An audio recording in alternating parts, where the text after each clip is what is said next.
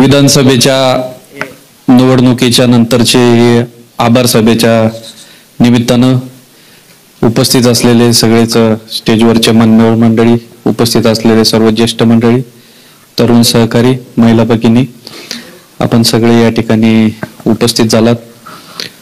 खरं तर अनेकांनी आपल्या भावना व्यक्त केल्यात. माऊलींनी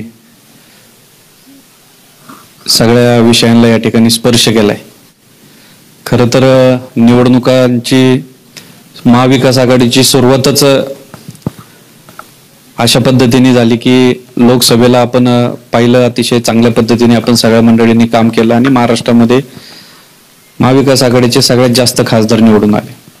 जुन्नर तालुक्यात पण आपल्याला खासदार अमोल कोल्हेला आपण मोठ्या मताधिक्य दिलं आणि नंतर विधानसभेच्या निवडणुकीच्या वेळेला खरं तर एबी फॉर्मच आपल्याला उशिरा मिळाला. 28 तारखेला आपल्याला एबी फॉर्म मिळाला, 29 तारखेला आपण अर्ज दाखल केला आणि नंतर 4 तारखेला माघार होती. शिवसेनेतले माऊली शेटणी माघार घेतली. माघार घेतल्यानंतर अनेक शिवसेनेतले पदाधिकारी नाराज झाले होते. त्यांना एकत्र करायला खूप वेळ गेला. राष्ट्रवादीतले काही मंडळी त्या ठिकाणी नाराज झाली होती, त्यांना एकत्र करायला खूप वेळ गेला. जवळपास 40% माझी एनर्जी सगळी त्याला गोळा करायलाच गेली. आणि परंतु ठीक आहे, सगळे एकत्र आले, त्याच्यात खूप मोठा म्हणजे मनाला समाधान आणि आनंद होता. सगळेजण एकत्र आले आणि आपण ताकदीने निवडणूक लढायला सुरुवात केली. अवघे 17-18 दिवस आपल्याला मिळाले. 17-18 दिवसात आपण सगळे तरुण कार्यकर्ते, ज्येष्ठ मंडळी, महिला भगिनी सगळे ताकदीने उतरले, कामाला लागले.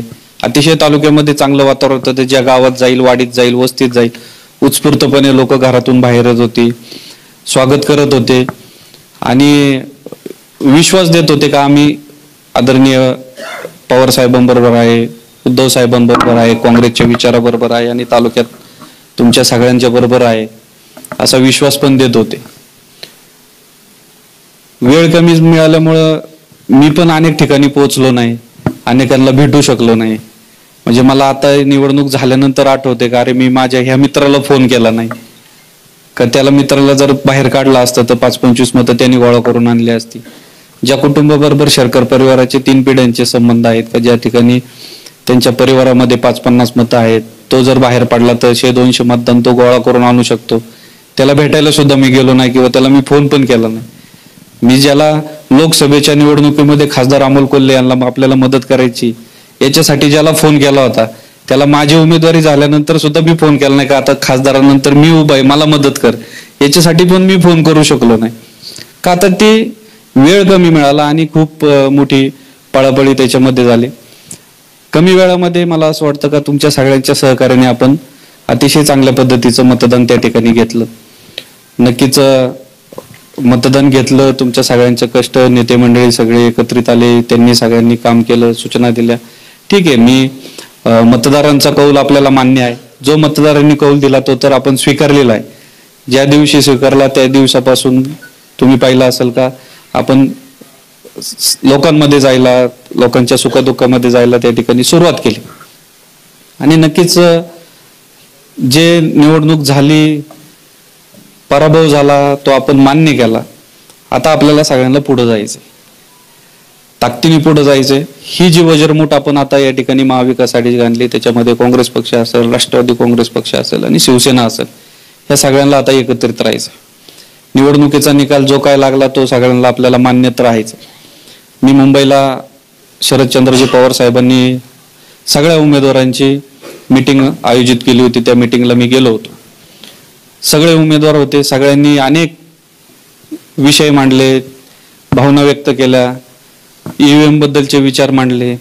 माऊलींनी सांगितल्याप्रमाणे अनेक गोष्टी त्या प्रत्येकाने मांडायचा प्रयत्न केला का ज्याच्या जो आमदार आहे, उमेदवार आहे, तो उभा आहे, त्या बूथवर त्याच्या वाड्यामधलं, त्याच्या घरामधलं 100 मतदान त्या ठिकाणी आहे आणि 25च मतदान त्याला त्या बूथवर, त्या मशीनवर पडतंय. असे आपल्या सुद्धा ईव्हीएम वर 99% बॅटरी असलेले ईव्हीएम मशीन आहेत. सकाळी सकाळी आज मला मंगेश अण्णा तुमच्या तोतरबेटातले काही मंडळी मला भेटायला आली होती आणि त्यांनी सांगितले का आम्ही तुतारीचं काम करायचं असं ठरवलं आणि सगळ्यांनी मिळून तुतारी चालवली. संध्याकाळी टेबलवरच आम्ही होतो, शाळेतच आम्ही होतो, आम्ही टेबल सोडला नाही.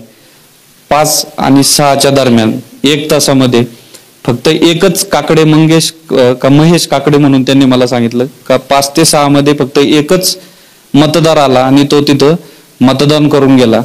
परंतु 5 ते 6च्या मध्ये पुन्हा एकदा असं दाखवतं का 100 लोकांनी त्या ठिकाणी मतदान केलं.